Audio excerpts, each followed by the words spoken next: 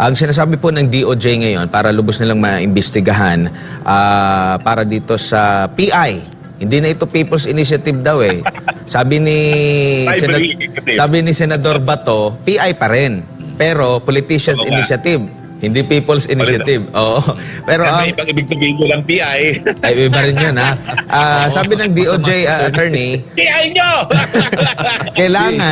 kailangan daw ng letter of evidence para dito sa investigasyon sa controversial nga na signature buying. Ayon dito kay Justice Spokesperson ASEC Miko Clavano na maaring premature pa kung magsasagawa na agad sila ng investigasyon gayong wala pang formal na humihiling at wala pa silang natatanggap na anumang ebidensya. Dagdag pa ng DOJ, maging ang mga lokal na pamahalaan na may nalalaman at may ebidensya sa sinasabing bilihan ng pirma ay maaaring lumapit sa kanila at formal na humiling ng investigasyon. Attorney, ano masasabi mo ko dito? Alam mo, partner, yan ang kahinaan ng ating criminal justice system. At yan yung aking pinaglalaban sa mulat mula na dapat palitan na natin ang sistema natin ngayon kasi adversarial. Nag-aantay ang mga investigador, ang mga piskal ng ebidensya. Samantalang sa ibang parte ng daigdig gaya ng Espanya, Europa na tayo nasakop ng 300 years, sila na ang kumukuha ng ebidensya. Sa totoo lang, kaya tayo napupuruhan ng ICC kasi karamihan sila European, sanay sila sa sistema. Na kapag merong nabalitaan na ganyang lagayan, abay ang piskal hindi mag-aantay ng ebidensya, ang piskal ang lalabas para kunin ang ebidensya. Bakit hindi kunin ng DOJ ang ebidensya? Trabaho nila yun eh. Nalitisin ang mga krimen. Bakit sila mag-aantay ng ebidensya, di ba? Yan ang pagkakaiba ng European system at ng American system. Ang American system na unfortunately, namana natin sa mga Amerikano, tamad. Ang gusto nila, taong bayan na magsusumite ng ebidensya. Samantalang, obligasyon nila mag-imbestigasyon, dapat kapag merong nabalitaan, imbestiga ka agad. At yan din, ang dahilan kaya pinuruhan tayo ng ICC. Kasi pag meron nabalitaang extra-legal killing, hindi na dapat nag-aantay ng complainant. Dapat iniimbistahan na ng gobyerno. So ganito na naman ang problema natin.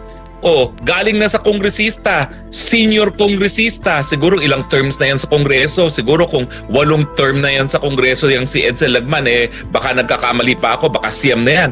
Dahil estudyante pa lang ako, nagtatrabaho sa kongreso, nung 8th Congress, nakaupo na yan dyan. Ngayon 19th Congress na. So siguro tanggalin mo lang yung mga every 3 terms na nawala siya. Tama ako, baka 9th term na niya yan. Para ba namang magsinungaling siya doon sa 100 pesos? Kaya ang aking sinasabi, dapat baguhin natin ang sistema. Pag merong nabalitaan na krimen ang DOJ, ang NBI, ang kapulisan, sila na dapat ang mag-imbestiga at hindi na nag-aantay ng complainant. Kasi tignan mo, sa mga patayan, matapos mag-imbestiga ang pulis, ang tumatayo namang complainant sa piskalya ay pulis din. So ba't hindi nila magawa ito pagdating sa suhulan? Dahil ang involved naman dyan ay pera ng kaban ng bayan. So ako, hinihimo ko ngayon ng DOJ, nako pwede ba ho, wag nyo nang antayin ng ebidensya.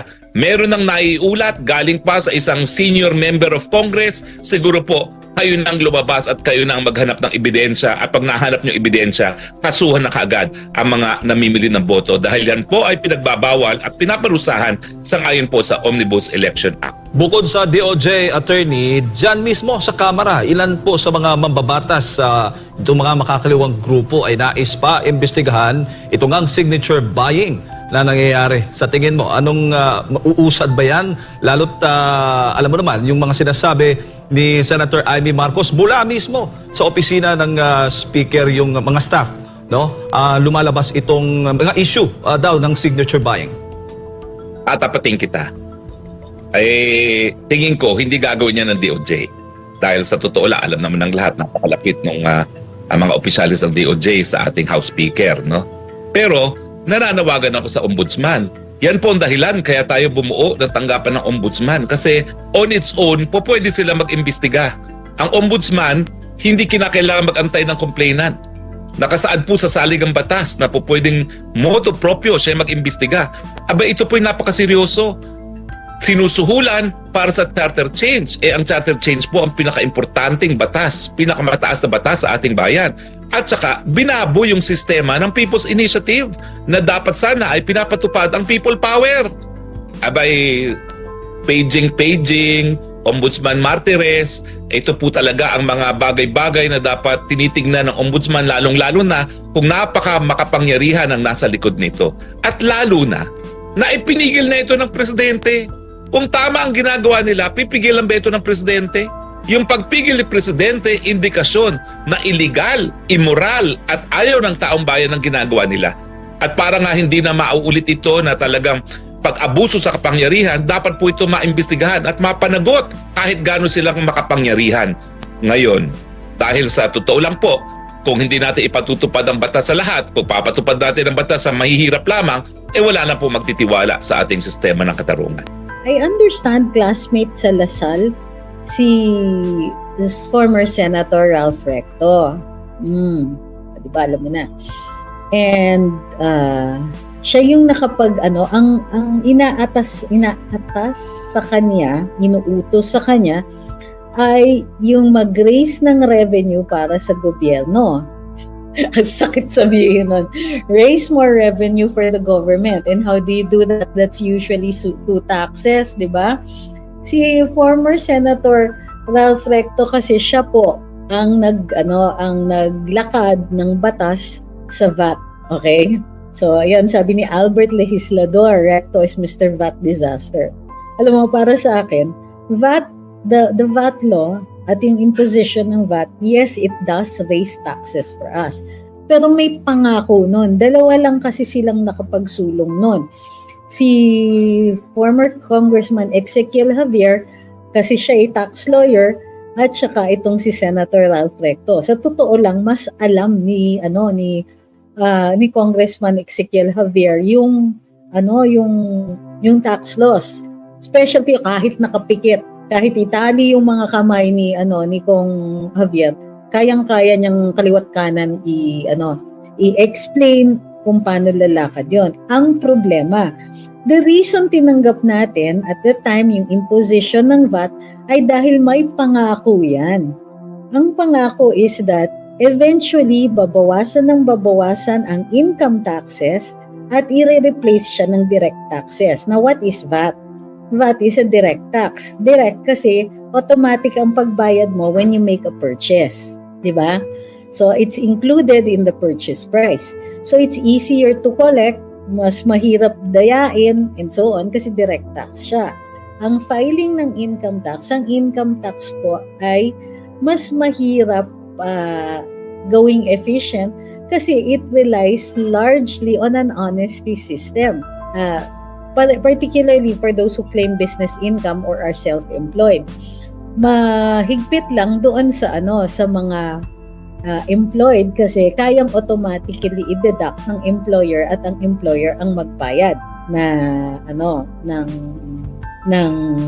income taxes. May mga tao dito na parang ginagawa niyong hero itong si Sec Joc, no. But I think valid naman yung kaanuhan siya, no, na maging issue yung sa MUP. Remember that when you balance things out, a little diplomacy would have gone a long way. So, and while I'm not a fan of Senator Ralph Recto either, I understand the reasons kung bakit tatanggalin si Sec Joc. No? Sa totoo lang, yung dalawang binanggit ko are only two of those na sumablay dito. Ang problema rin sa kanya ay yung failure to raise more revenue. Diba? At saka, isa pa. Si Sec Ben Joc, no, kumubra na yan ng retirement nung siya ay nag-retire sa Bangko Sentral. Ang laki ng retirement benefits noon, napansin niyo ba? It's something like 30 million. Yung niya. So, and that binigyan pa siya ng position, which means he was paid, in commensurate to cabinet secretaries, of course, which isn't that big. Pero, ang dami pa rin niya na naging benefits. So, ako kasi not a fan. Nakikita ko dito, ang daming nagsasabing, magaling siya. Well, for me, he was good during the Duterte administration, pero medyo nag-fail siya dito sa sa next one. So, para sa akin, kayang tanggapin yung pagtanggal kay Sec Joc, no. He was offered a position on the monetary board pero hindi siya pwedeng chairman for a while, he wanted to go to the Maharlika Investment Corporation or Fund. Meron nang na-appoint as the parang the chief executive officer. So the only commensurate position left would be for him to be its chairman. Kaso ex officio ang DOF secretary is the chairman, if I'm not mistaken, of the board dun sa Maharlika. So now that he's no longer SEC, hindi na pwede rin sa kanya. Pero tama naman yung mga nagtatanong, bakit si Recto? Well, I think these are trust issues na for the president. Kasi kilala niya yung itong si former Senator Ralph. I understand that he was a classmate in LaSalle before. Yun. And he is an economist, I think. Ang undergraduate degree niya is Chem. Hindi chemistry, Chemers. Lok lang. So he's a commerce graduate and he has units in a master's degree in finance and economics. I think, in economics. Hindi siya natapos sa UP, nag-UAP siya, hindi rin natapos, pero marami na siyang kumbaga, it was a 15-month course. He completed most of it, hindi talaga natapos. So, baka pinatanggal because hindi nag-raise ng enough funds. Well, trabaho naman talaga ng Sec of Finance yan because the revenue generating agencies are under you. Hindi sa dinedefend ko yung gobyerno, pero sabi ni Mount Cabin, ayokong basahin yung So, while I agree na medyo delikado na talaga yung position ni Sec Joc, because nga of what he said about our military and uniformed services. And please lang, wag niyong i-defend yung sinabi niya. It's